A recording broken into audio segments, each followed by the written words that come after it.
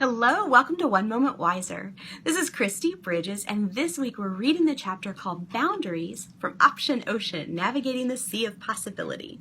Ephesians 4:16 tells us that God makes the whole body fit together perfectly, and as each part does its own special work, helps the other parts grow, so that the whole body is healthy and growing and full of love.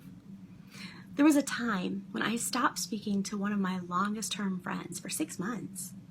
Bipolar, she taught me a lot about the human psyche and about compassion, but one day I realized that those closest to her, including me, had crippled her with compassion.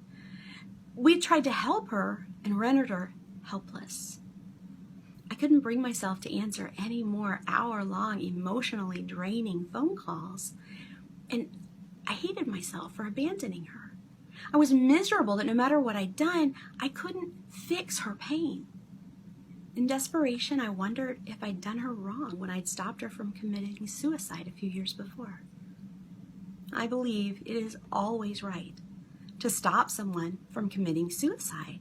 The problem wasn't that she had lived. The problem was that neither my friend nor I understood personal responsibility and boundaries.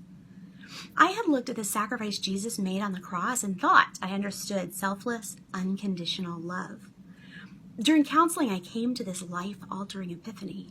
Jesus gave himself when we totally didn't deserve it, but our response is required. His whole ministry demonstrated that balance. When he met Zacchaeus, his friendly, righteous presence inspired Zacchaeus to live an honest life. The 10 lepers, they had to start walking before they received the healing he promised. Luke 17:14 says, when he saw them, he said, "Go and show yourselves to the priest." And as they went, they were cleansed. Even when he called his disciples, he said, "Follow me."